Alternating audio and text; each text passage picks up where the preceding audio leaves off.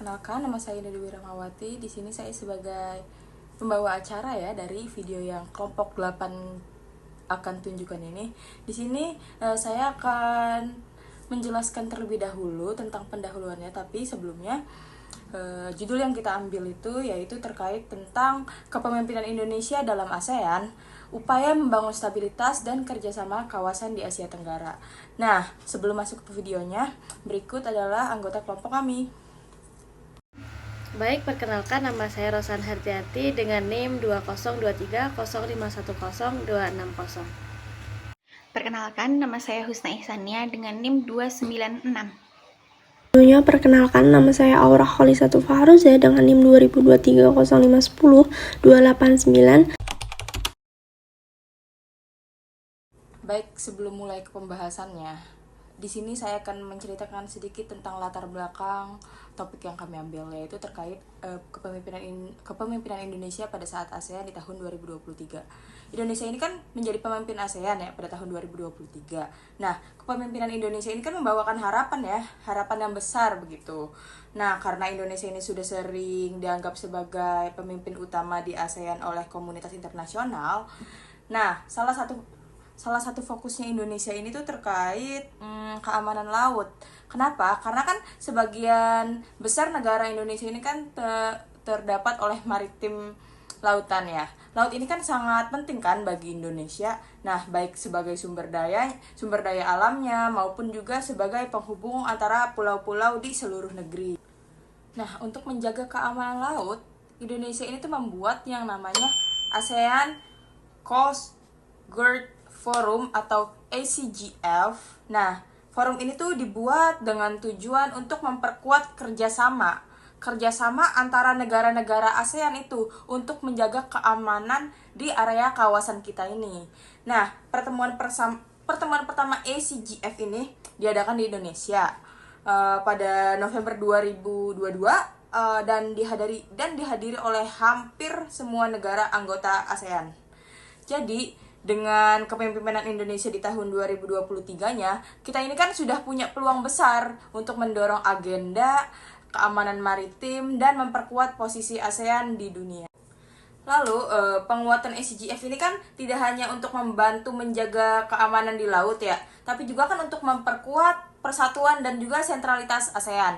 Oleh karena itu, dalam presentasi yang kita akan bahas melalui video ini, kelompok kami itu mendapatkan rumusan masalah tentang judul yang kami ambil itu terkait tentang bagaimana sih efektivitas dan kontribusi kepemimpinan Indonesia dalam mendorong terciptanya konsensus, solidaritas, serta pembentukan identitas, kelembagaan, dan sentralitas ASEAN di kawasan Asia Tenggara. Nanti untuk pembahasannya, kita lihat pembahasan oleh teman-teman saya. Baik, di sini saya akan membahas mengenai efektivitas kepemimpinan Indonesia dalam mendorong terciptanya konsensus dan solidaritas di antara negara-negara anggota ASEAN.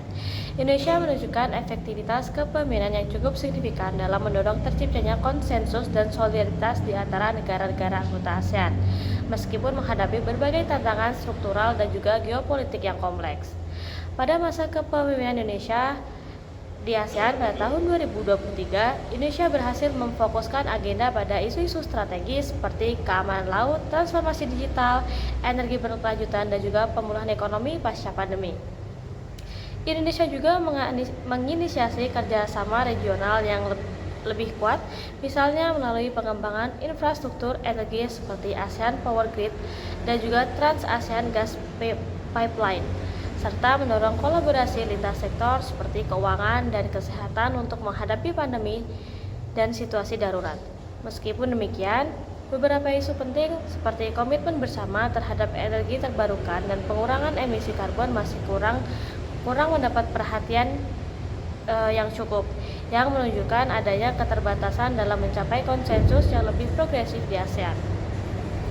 Dalam hal ini, pembentukan identitas, kelembagaan, dan sentralitas ASEAN, Indonesia berperan sebagai fasilitator yang mendorong penguatan kapasitas institusi ASEAN dan memperkuat solidaritas antar anggota di tengah persaingan global yang semakin intens.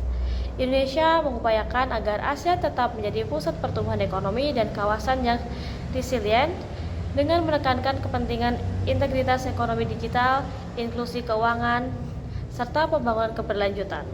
Indonesia juga berhasil mendorong pembentukan mekanisme kerjasama yang lebih konkret seperti pendirian pusat kedaruratan kesehatan masyarakat ASEAN yang memperkuat kerjasama lembaga di bidang kesehatan.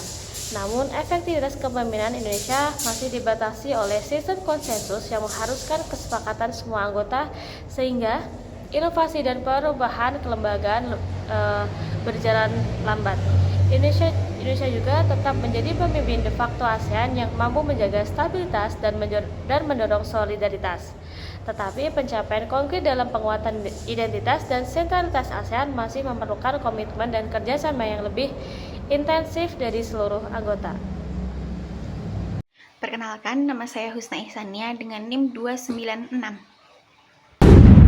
Selanjutnya, ada kontribusi kepemimpinan Indonesia dalam membentuk identitas, kelembagaan, dan sentralitas ASEAN di kawasan Asia Tenggara.